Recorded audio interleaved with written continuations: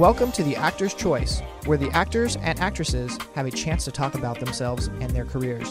Join us now for the next hour as we explore the marvelous industry of acting by actors and actresses from today's exciting show business world. And now, direct from Hollywood, here's your host, Ron Brewington. Hi, everybody. I'm Ron Brewington, and welcome to The Actor's Choice. Roll it, Tony. Let me handle this. Hey, boys!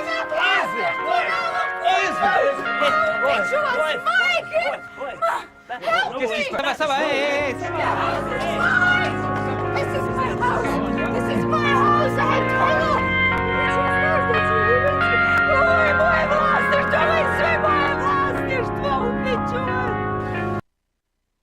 Ladies and gentlemen, we've got a wonderful show today. My first guest is a true artist by her nature. Now, she had the chance to live in numerous cities around the world, cities like Vienna, Milan, Paris, London, Los Angeles, and New York. Experiencing these incredible cities definitely left in her an erasable mark to go with personality. What a story, ladies and gentlemen. What a story. Ladies and gentlemen, please welcome visual artist, actress, Nina Bell. Greetings, Nina, and welcome to The Actor's Choice. Hello, Ron. Oh, it's a thrill. Thank you for having me. Oh, that's my, tell everybody, because again, it's very urgent. I'd like to ask the question, where were you born? I was born in this amazing, very, very picturesque city, the capital city of a little country called Croatia. So the city is Zagreb, in the very center, a block away from the National Theater and the Academy for Drama and the oldest archive in Europe. So that was my view when I was growing up. It was pretty amazing. Wow.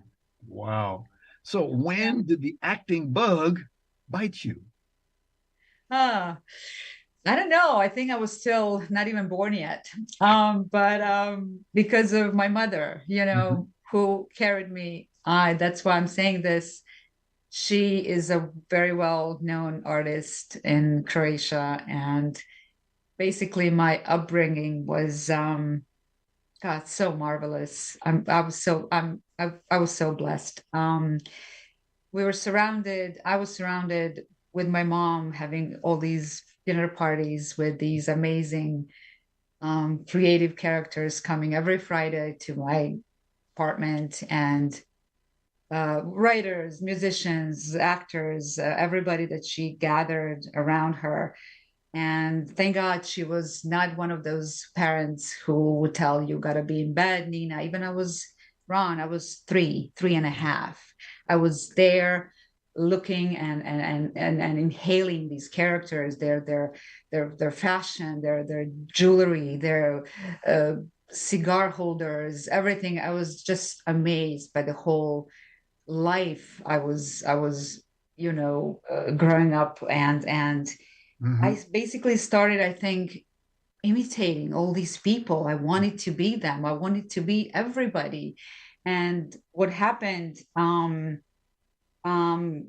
started, I was very, very young, like I said, and my older brother was already going to school, and I was so jealous in a way. I'm like, why can't I go? I'm 3.5. I don't care how young I am. And I would tear up the pages from his school books. I would hide underneath our family piano, or I would climb on top of the, I don't know, armoires we have, so my grandmother couldn't catch me. I taught myself how to read, Ron. I was 3.5. I could read the papers. I would tell my mom, tell these people that come next Friday, I can read, I can do flips. I was in gymnastics. I was studying 3 languages already. I was 3.5. And I'm like, I just want to do more. And basically one of those days I started roller skating. So that's a story, how actually it started everything. My poor grandmother, God bless her soul. Yeah, she would sit on this bench in the park, and I would roller skate, and it was amazing. And one day, and I thought it's never going to happen, I actually fell, and I hated it. I was so angry at me, at this bloody knee I had, and this little rock that made me fall. And this gentleman, what happened, I was told later on, this gentleman on this bench was, I guess, watching me, listening to me, and told me later on, you had a dialogue with your knee for 15 minutes, Nina. It's like, so he walked to my grandmother and he said, you have to enroll this child into the theater. She was just talking, having a dialogue for 20 minutes to her knee. This wild, this kind of imagination doesn't happen every day. And that's what they did. My grandmother, my mother who raised me, they enrolled me into the theater, this youth theater that I started in my city of Zagreb. And maybe not even 2 years later, I landed my first stage role with all the professionals. Right. And that was pretty amazing because I memorized, Ron, the whole play, not just my two little scenes, playing a little Jewish girl, a refugee in this stage, like as a stage performance, but I memorized the whole play. I thought I have to memorize the whole play. So I was doing, basically, I was this little tiny girl in this blue velvet dress and my black-haired Mary Janes. I would be put up on the chair so the audience could see me sometimes doing at these events. I was called in to talk and to recite the whole play. I was doing all the voices. I was doing all the dialects, all the men, the warriors, the women, and this little tiny body. I was doing everybody's, the whole play they could watch and listen to through me. All these, so people were like, who, she's either wholly insane, this girl, or there's something else in her. And basically from that play and that I was cast and I got my first professional TV show. And that was, and what was that? That was it's in English would it be, the title would be The Invincible City. It's one of I was 6 years old and I played just the daughter of one of the leads, but still being on set for the first time in my life, I remember, and in the makeup room and everywhere, it was just, this is my destiny. This is where I belong. And I was 6 and I just knew it. And from that day on, it's my life. 1982, you got your first IMDb female actress credit for it was a TV series, a drama, a history, and a thriller called Korani Grad. That was actually, I didn't get my SAG. That was in Croatia. That's the show that I was just saying. That was the show, The Invincible City. So I just translated the title. So that was my first ever TV show in Croatia still. And I stayed in Croatia through my whole education and youth theater. And later on, I did more than 25 musicals. The directors would write roles for me just because I would never take those roller skates off. And they were like, we have to write characters for her to be on roller skates. Right. And basically one of the 2 characters I played, I was coming on roller skates as this. It was just unbelievable to grow all these leads, all these, I would, and at the same time, I always say, I was painting all the time with my mom in her studio, and I was just there with, kind of born with a crayon in my hand, but I still chose acting as my, let's say, profession more. But it's both. Now I'm doing both. Good. Yeah. Okay. Let's see. The SAG card was later. Yeah. After. Right. Yes, it was. Yeah. Okay. I'm just looking at what's ahead of us. 2003. You did a movie called ER. You won a TV series. You played the role of Dr. Gordana Horvat. And by the way, guess what? We got a clip. Roll it, Tony.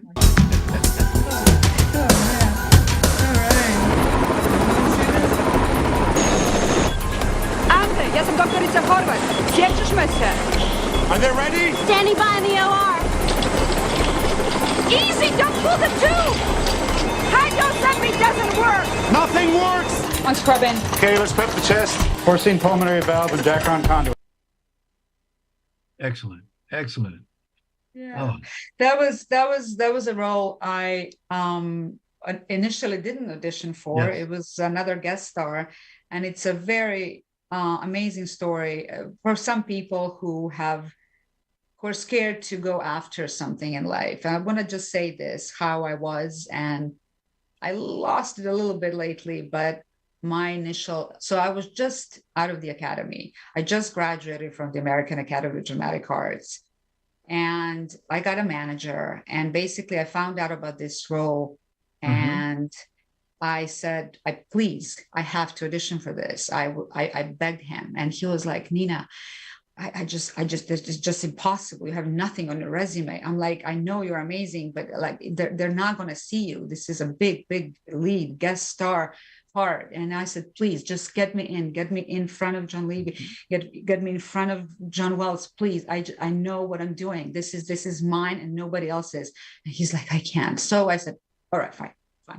Gotcha. So what I did, I put together all the recommendations that I found, the written recommendations. I didn't have much. I had my old VHS tape from Croatia that I could put in the envelope. I went to the Warner Brothers. I went to the office. I gave the whole envelope full of these things that I could gather to the assistant, John Wells' assistant. And I said, please, just give it to him. I need to audition for this part.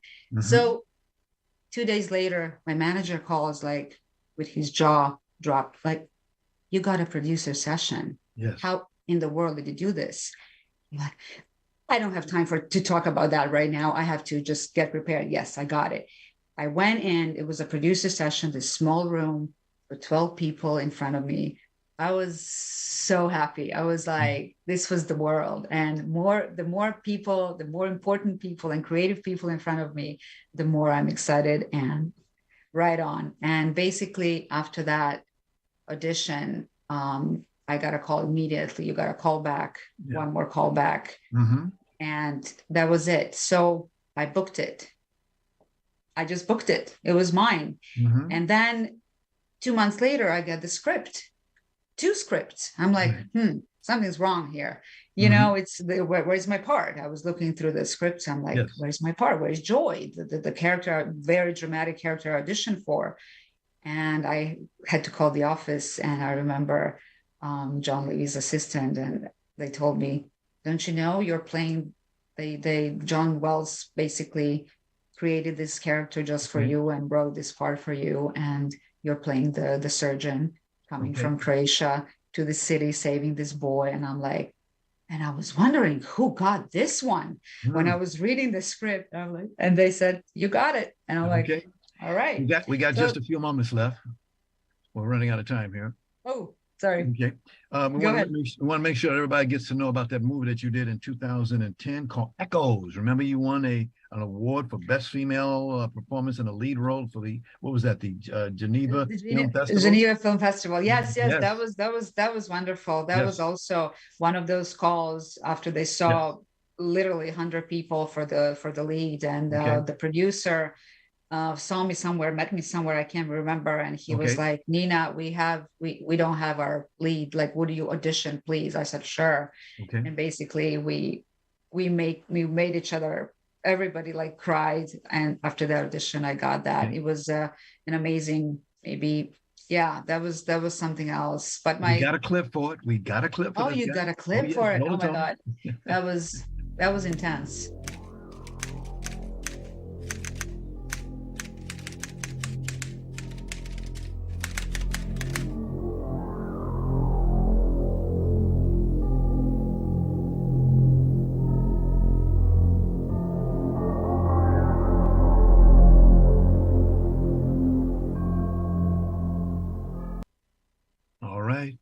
We got just a few more minutes left, but we would like to give it a chance to let people know, what do you do on your other side of it? Besides being an actress, you also are an artist. I am. Yes. I've been always painting, like I said, but to make it really short, basically in 2008, I came out professionally with my first exhibit that was completely sold out. and I had a few, like 5 or 6, the last one a year and a half ago. Got you. And basically, I just never realized that that could be also, that I could make a living. And it means the world to me every time, because it's just growing up with that and painting. And those are the moments when I'm not acting. That's all I have, and I go, even when it was not a profession yet, I would always draw and paint. Okay. And right. So it's just, there's a picture right there. We just got a minute left. That's one of the big, oh, wow. That's one of the big exhibit openings. Mm-hmm. Yeah, maybe and 2012, I think. There you go. My Tribeca, my vision of Tribeca Cinemas, New York. And got another one. You got the colorful one out. Oh, my flowers growing out of the stone. Yeah. I want people to see all this, indeed. Oh, wow. This one. We got for you. One more for you. Oh, man. You found some. Yes, I want people to see amazing stuff. You got a lot of talent, lady. You've got. Wow. Yeah, they can see my art. If they everybody just Google Nina Bell artist, actress. I'm an open book, so it's. Speaking of books, can you tell us you're doing a project on a book? Could you talk about that real quick? It's in the initial stages. I just decided to basically tell my story, my journey from coming from Croatia after the Civil War and everything, coming to America to study and to become this professional American actress as well. Yes. And my family story during the First War, the Second, and my grandparents' love story. I want to start with that in the book. And my grandfather murdered by communists and all this. I have a big, pretty interesting story to tell. And I think I finally grounded myself to, and I was persuaded by this amazing woman to do that. And I'm going to do that. Excellent. Yeah. Nina, we want to thank you for being here today. We wish you continued success in your double career, actress and visual artist. Ladies and gentlemen, Nina Bell. Thank you, Ron, so very much. See you soon, I hope. See you soon. See you soon. God bless. God bless. This is the Actor's Choice. I'm your host, Ron Brewington. Roll it, Tony. Ladies and gentlemen, the Actor's Choice Christmas Giveaway 2022 winners are announced. But we first want to thank all of you who entered the giveaway and checked back with us in 2023 for more giveaway and contests. So, Merry Christmas, Happy Hanukkah, Happy Kwanzaa, and Happy Holidays. The first place winner for the $75 gift card is Andre Campbell. The second place winner for the $25 gift card is Susan Gordon. Congratulations to all of our winners. Like we said, ladies and gentlemen, if you didn't go in for it, you wouldn't have had a chance to win it. We'll see you next time. Roll it, Tony. McDonald's, Winchell's Donuts, IHOP. They're just some of the brands that we all grew up with and indulged in with friends and family. But did you know that they were all made in California? Food historian Chef George Geary joining us now. He wrote a brand new book that tells the stories of the iconic businesses that got their start in the Golden State. Chef George is here to put our California knowledge to the test. So first of all, Chef George, good afternoon. Welcome. Good to see you both.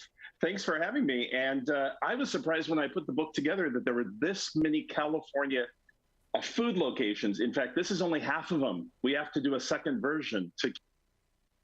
Ladies and gentlemen, today we are very happy and proud to have a gentleman, as they say in the house. He's very passionate about cooking and sharing that passion with others.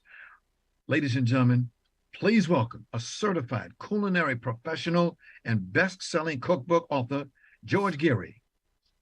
Greetings, George, and welcome to the Actor's Choice. Thank you for having me. How are you today? I'm doing fine, doing fine. I have to let you know, I've been looking throughout every place I could to find out where you were born at. I couldn't find it. I couldn't find it. Oh, that's great. I looked everywhere, including Google. Oh, Santa Monica, California. Get out of here. No, yeah. See, I'm down the street, right off the 10 freeway. Oh, be good. Yeah, and you know how you can find, if anyone's born in California, there's a website that is California Births, and that's how I do some research. Excellent. So you can put in the name, and there you go. There you go. George, I've heard about you for several years. What was it like in the old days when equipment and the other tools were not the same as they are today? Like, well, when I was in culinary school, we had to learn how to use mix things without using a mixer in case electricity went out. So that was the old time, I think. And there's so many different new products out there that you can use. A housewares department is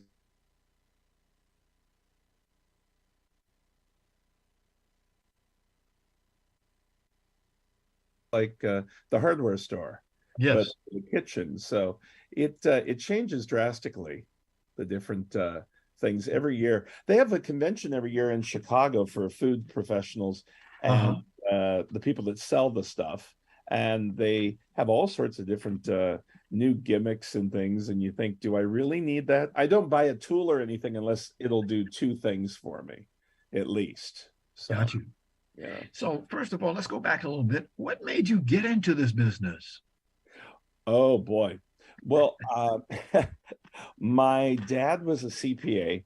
And I thought it was the most boring thing in the world, even though I have a lot of knowledge with taxes now.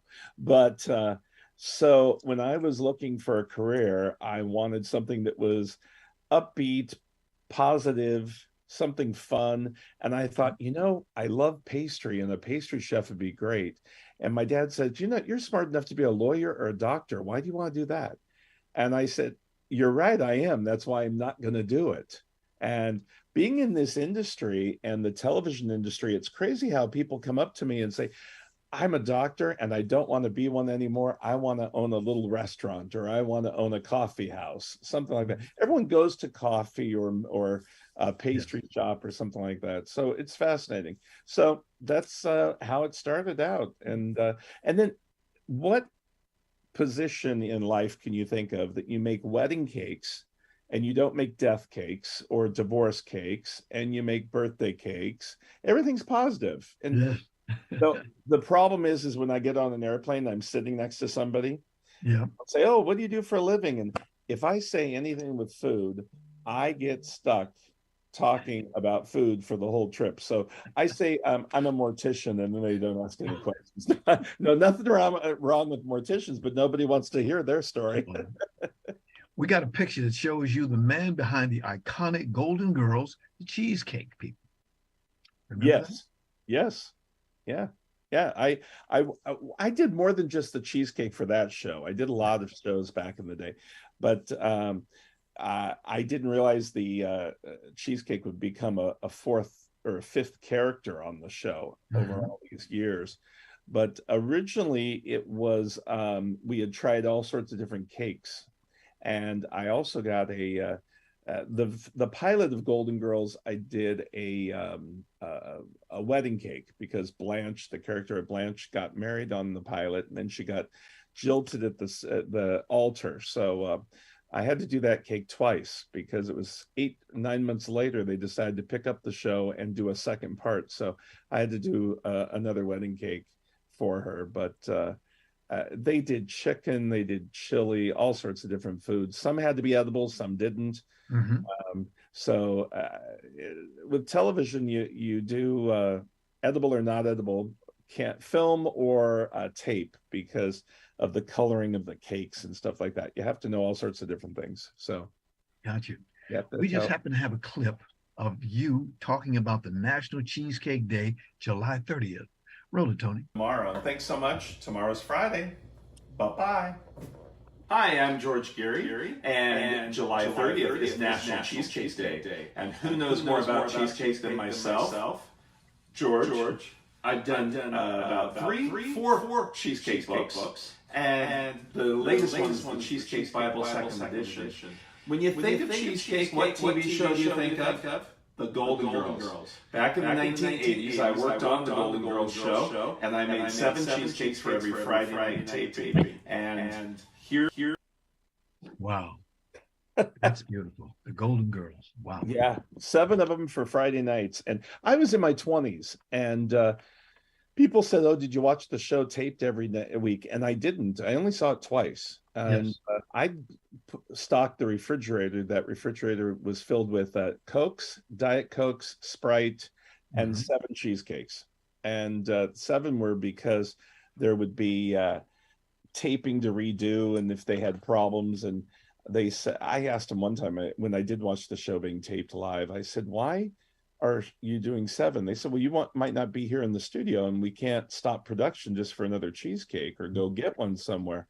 So, okay, I agreed with that until I realized that really 7 fed the whole cast and crew. They could have gotten away with 4, probably. Wow. But we did 7. Wow. What's your favorite recipe? Well, the easiest is cheesecake. Okay. All right. But in fact, I had a party on Saturday night, and I had 2 savory cheesecakes. And a lot of people don't realize what those are. And they're appetizer cheesecakes. I did a chipotle chili cheesecake and a pistachio blue cheese cheesecake. So, and you put it on crackers, something like that. And the chipotle was a warm cheesecake. But cheesecakes, if I brought a cheesecake to a party and you brought a chocolate layer cake, people would ooh and ah over the cheesecake. They'd think the chocolate cake was good, but you worked 3 times as hard as I did. I could have made that cheesecake 3 weeks ago, throw it in the freezer, pop it out, throw whipped cream on it and some berries, and nobody would know. And they would think, "Oh, a cheesecake is so difficult." It's really one of the easiest desserts to make. Wow. 1993, you helped launch the Food Network. How did this happen, and what did you do to launch it? I went around the country with Robin Leach, if you remember that gentleman.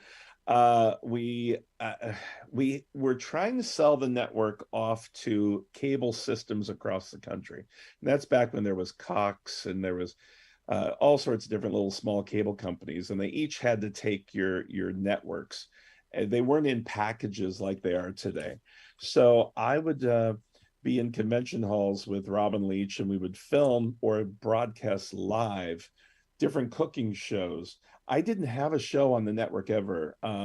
The people that had a pastry show was Debbie Fields back in the day. She had one, and I said, "Why aren't you using Debbie Fields? Why am I going on the road?" And they said that she didn't want to travel, so you got to, but I didn't get a show, which a lot of people really want shows on the Food Network, but now I call it the Game Show Network more than anything, because all the food shows are game show related and they win prizes, versus teaching somebody it's more entertainment than teaching, I think, on that network. So I went across the country in 93 and started the launch with Robin. Wow. Yeah. That was fascinating. Boy. Yeah, that was something. By the way, I'm told this is your 29th year in morning TV across the nation. This week? Yes. Yeah. And I started morning TV because I was the pastry chef for the Walt Disney Company. And they, 2 weeks before Christmas, they decided to get rid of the whole pastry department and buy frozen. So I was watching a morning show with Cindy Garvey and Steve Edwards. It was Good Morning LA. And I saw this guy making a pie, and I thought I could do that and do it and give you some information, because he just used a frozen crust and a can of pie filling. I thought, I could do that.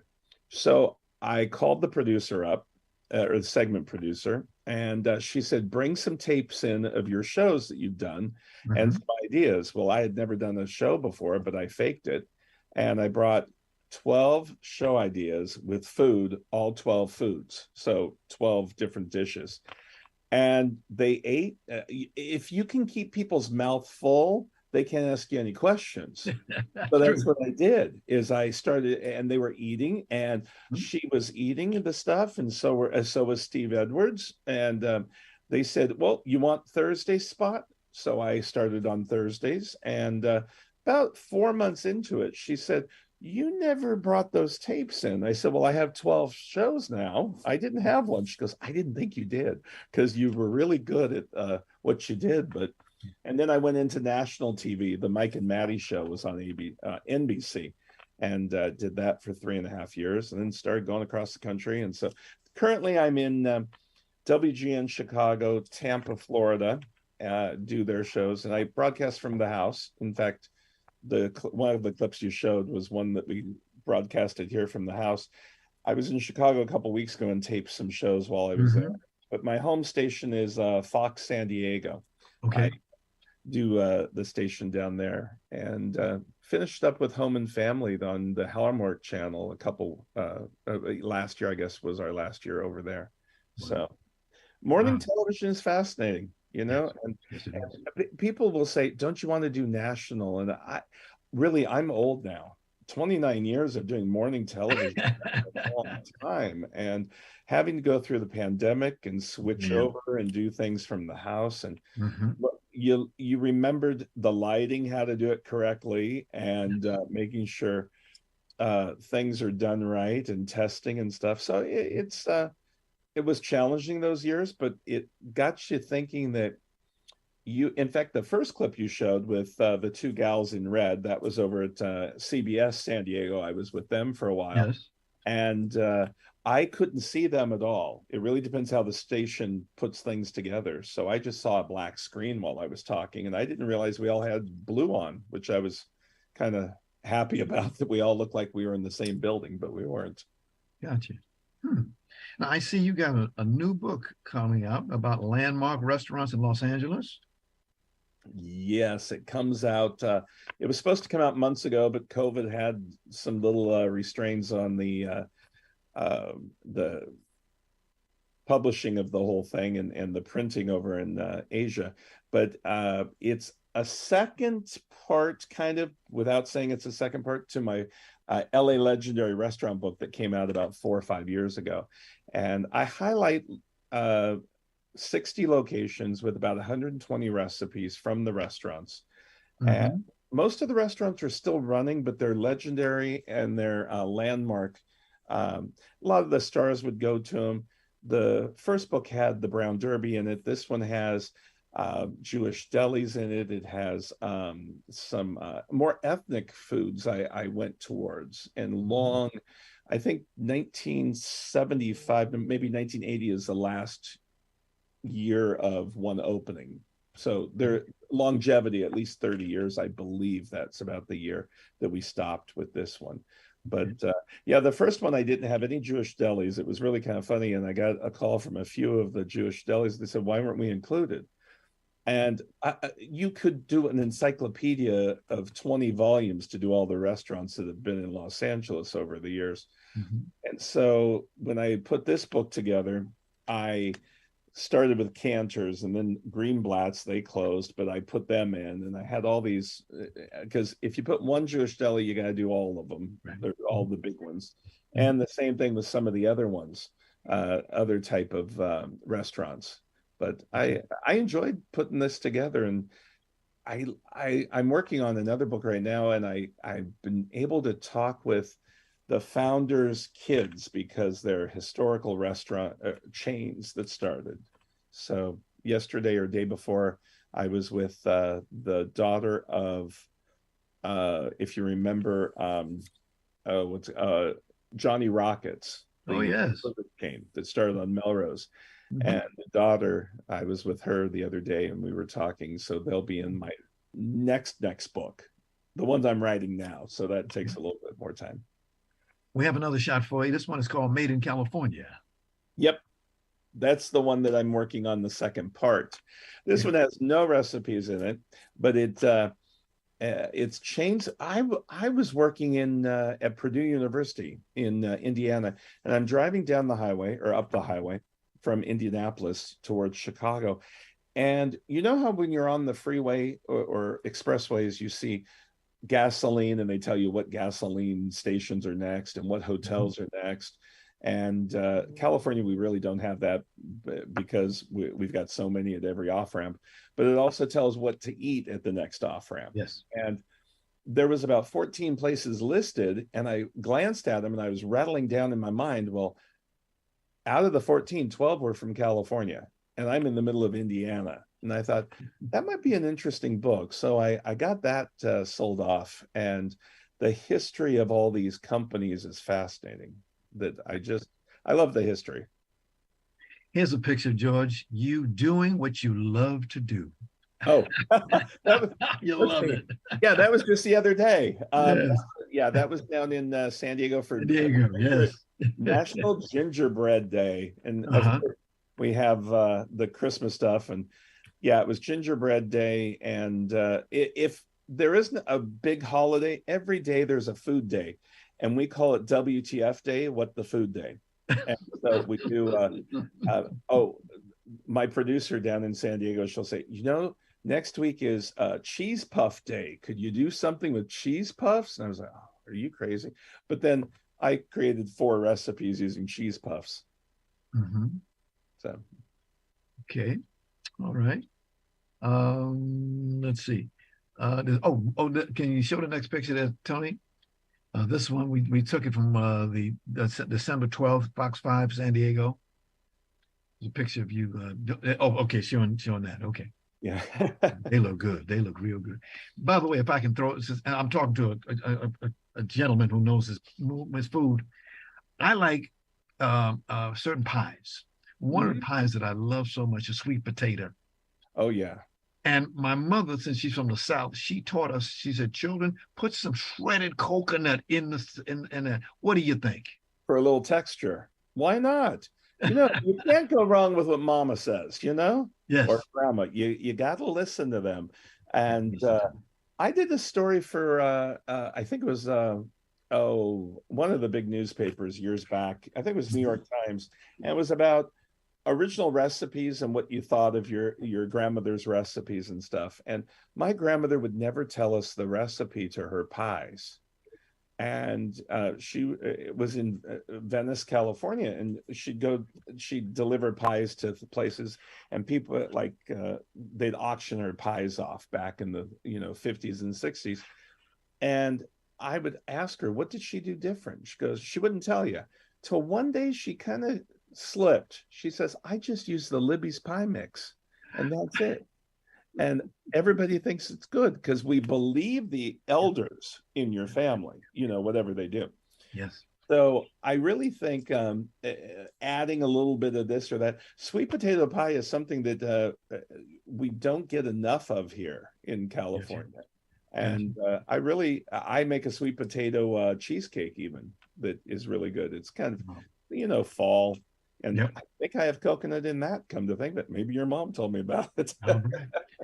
George, all I can say to you is thank you. We ran out of time. I want to keep on doing what you're doing, sir. I want to thank you, your super publicist, my dear friend, Cynthia Busby, who I've known for a long time, to make you available today. Happy holidays to you and to your family. Definitely. Thank you so much. Take care. Take care now. Ladies and gentlemen, George Geary. This is The Actor's Choice. I'm your host, Ron Brewington. Roll it, Tony.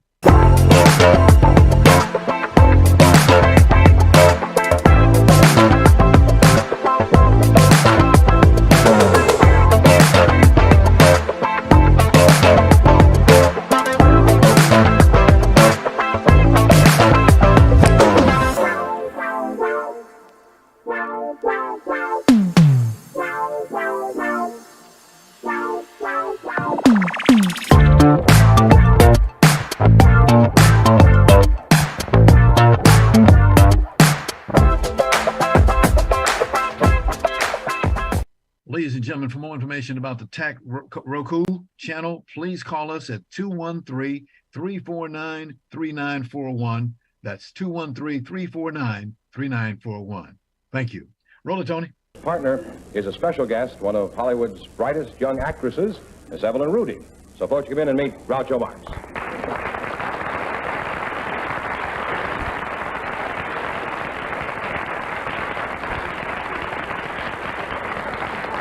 My mother knows Cary Grant. Evelyn, I'm glad to see you. I'm glad to see you, too. I'm glad to see you. It isn't every day we have a big star up there. You must be the smallest big star in town, huh? Wow. I mean, she saw that picture. That is her back in the days. Ladies and gentlemen, today we have with us a very special occasion today.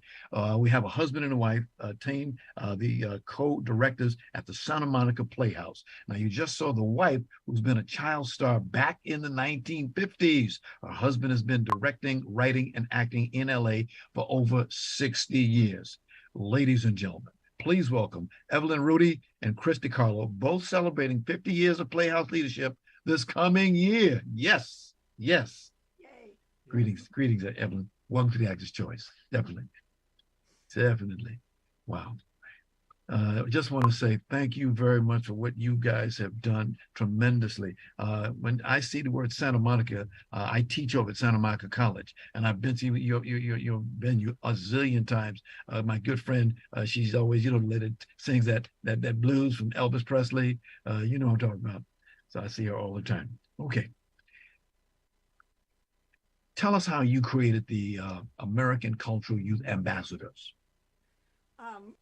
We were doing our youth program and trying to develop a piece that would appeal to young people of all ages, dealing with the little problems instead of the big problems that everybody deals with, the problems of self-confidence, the problems of where do I fit, the problems of peer pressure. And one of the parents of one of the kids in the class organized baseball tours to Asia. And he said, well, I organize baseball tours. Maybe I could organize a theater tour instead. He flew over to Japan. He went to several different cities in Japan and made connections, found theaters for us, found groups. And that's how it started. And from there, it just took off. So 11 different countries. In Japan, we have a sister company now, Model Language Studio. They come here, we go there, we do joint productions together. Then the next year we started another sister company with Playbox Theater in England, the same thing. And so that's been going on since then. And then about 10 years later, we said, cultural youth ambassadors, why only international? Why not local? So then we started to do our local cultural exchange with schools and with groups from all over Southern California. One of the most exciting things that we could possibly imagine, with the kids sharing their cultures with each other, their traditions, and enjoying all the new experiences that they didn't even know existed before in these other cultures. Wow. I understand that Chris met you at the Playhouse on his first night back from Vietnam. Yes, indeed. Wow. Thank you for serving your country. I'm a retired Navy man. I know what you're talking about. Okay. Thank you very, very much. But tell us about how you guys met. Well, I had been at the Playhouse since 1964. And I got drafted in 67. And in 1969, I came home from Vietnam. My first night, I wanted to get back to class. So I came, and there she was, sitting there. We were doing some theater games, and one of them was to just say something you normally wouldn't say. And I, having just come back, I walked up and I said, this is a very beautiful, wonderful lady. And it started there, and it's been that way ever since. Yeah, 50 years. You together, you have inherited leadership of the Playhouse, and a founding director named Ted Rhoda. Is that his name? That's right, Ted Retired, Mr. Rhoda.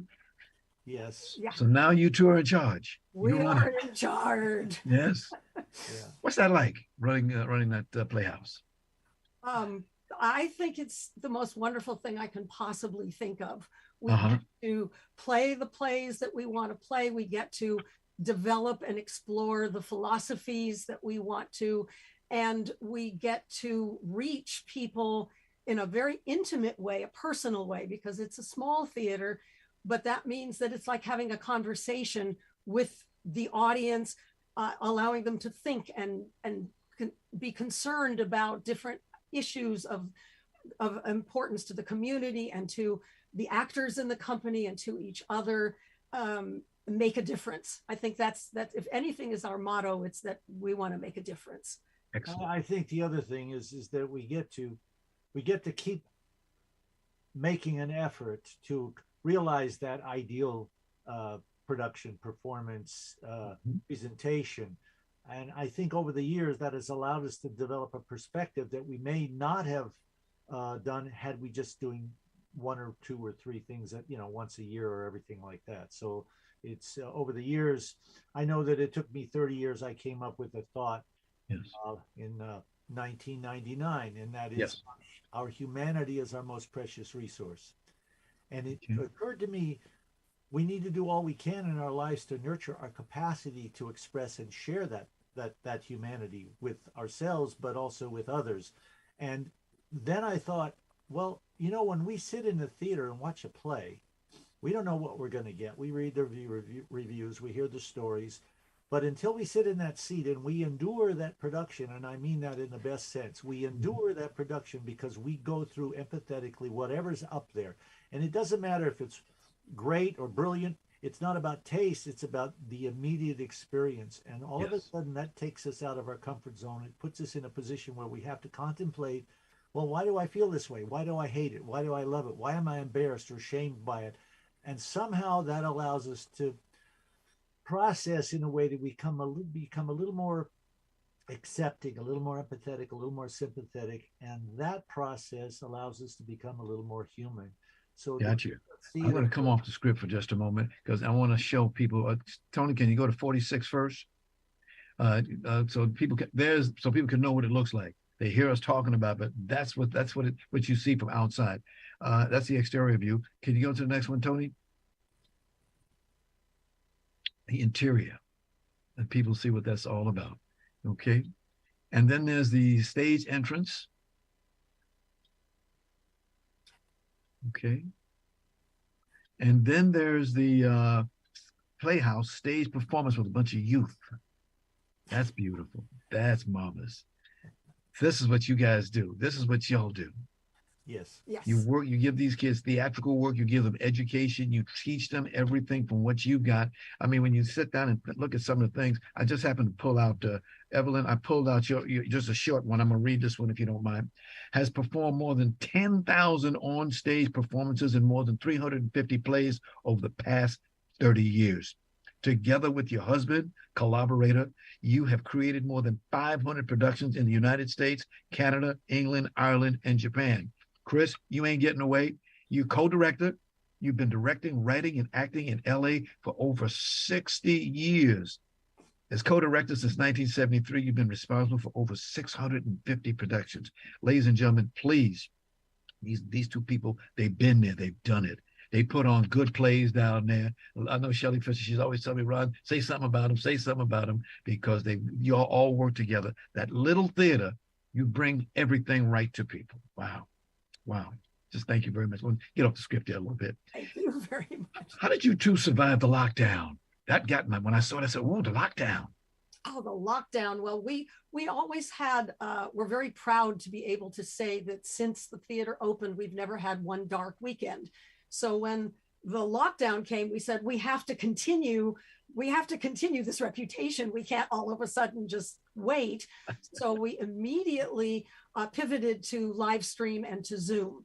We did all the classes just without a hitch, just went to Zoom classes. We started by live streaming some shows, and we had some shows that we had videotaped the year before that we put online so that people could at least get some holiday shows, things like that. We also created a series, Visit with the Brothers Grimm, which was a safer at home series where different fairy tale characters appeared, and then there were games and there were different things to make the kids feel like they weren't alone. Some of our workshop kids actually created a couple of plays where they specifically talked to other kids their own age, explaining what they can do, how they can connect so that they won't be alone and they won't feel so dismal.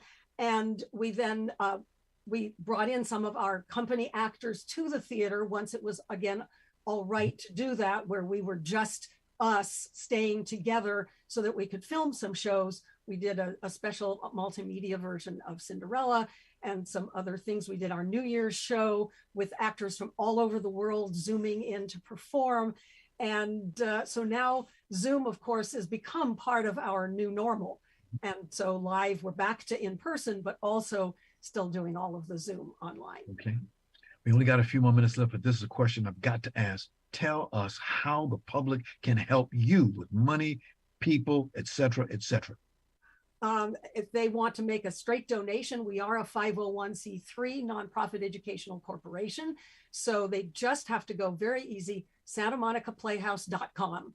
On every single page of our website, it says donate here, and they can always donate there very, very simply. They can also, we're always looking for volunteers. We are looking for actors who would like to come and perform with us. We have an extensive conservatory program for youth and for adults, our wonderful short burst theater, which is for adults who are actors and adults who are not actors. They all work together and they create an original play every 2 months and perform it for the public. And that's a wonderful way to get us involved with the public and get them involved with us. Okay, I got a telephone number, 310-394-9779. That's it. All right. And your location is 1211 4th Street, Santa Monica, California, 90401. That's it. And I don't have to tell you two something. There's something very, very special about Santa Monica. Very special, if I must say so myself. Like I said, I teach out there at the school, and we see what you all are doing. Keep it up. Please keep it up. Anything else real quick you want to tell everybody? Thank you. Thank you very much. We love being in this community, and we love your show. You do so much for the community and the artists community. It's really wonderful. Thank you. It's our pleasure. Indeed. Indeed. Evelyn and Chris, congratulations for what you two have done for the theatrical and educational community in Santa Monica, California.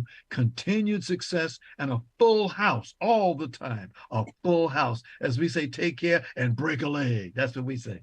Thank you, Ron. Thank you. Bless you. Bless you. Bless you. I want to thank our sponsors, Harvey Brandman's Photography and Art, Ron Irwin's Lose the Life the Way You Want to Lose Weight, Larry Buford's Book to the Future, Time Travel, Message in a Capsule, State Farm agent Carla Green, and veteran actor Rob Brownstein's Actor Training School and Actor Space. Much, much thanks to our guest today, actress, visual artist Nina Bell, renowned cook and pastry chef George Geary, actress, director Evelyn Rudie, and actor, writer, director Chris DeCarlo. And of course, special thanks to our ever growing audience. Be well. We'll see you next time. Bless you. Take care.